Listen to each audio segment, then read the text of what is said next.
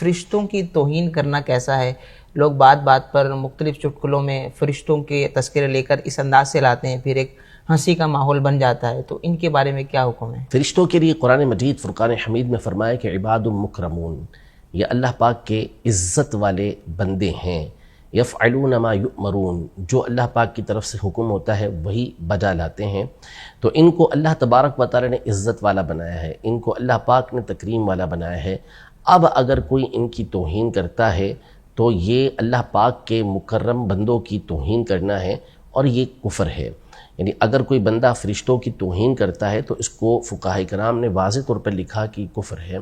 چاہے تمام کے تمام فرشتوں کی توہین کرے، چاہے کسی مخصوص فرشتے کی توہین کرے، باہر صورت یہ کفر ہوتا ہے۔ قرآن مجید فرقان حمید میں ارشاد فرمایا کہ قل من کان عدوا لجبریل فإنه نزله على قلبك بإذن الله مصدقا لما بين يديه وهدى وبشرى للمؤمنين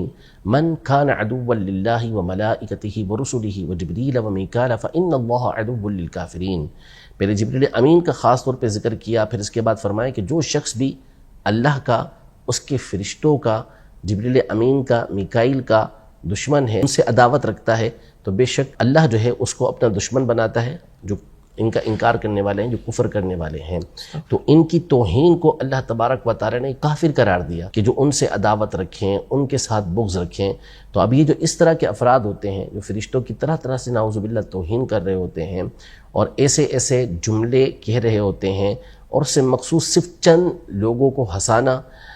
اور اس کے ذریعے سے دنیا کی گھٹیا دولت کو حاصل کرنا، یہ ان کا مقصد ہوتا ہے، اور اس کے ذریعے وہ اپنی آخرت کو بیچ چکے ہوتے ہیں، اپنی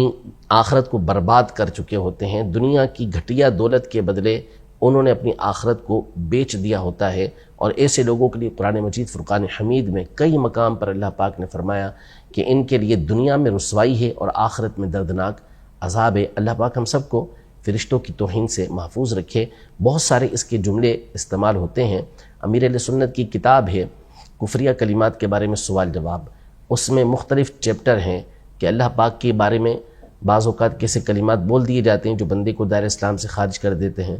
ایسے جملے بولے جاتے ہیں کہ جو انبیاء کرام علیہ السلام کی توہین پر مشتمل ہوتے ہیں اور بندہ دائرہ اسلام سے خارج ہو جاتا ہے۔ تو اسی میں فرشتوں کے حوالے سے بھی عقائد مذکور ہیں، ایسے کلمات بیان کیے گئے ہیں کہ جو بندے کو دائرہ اسلام سے خارج کر دیتے ہیں اور بندے کو پتہ بھی نہیں چلتا۔ تو اس لیے اپنی زبان کو ہر صورت میں محفوظ رکھنا اور اس کی حفاظت کرنا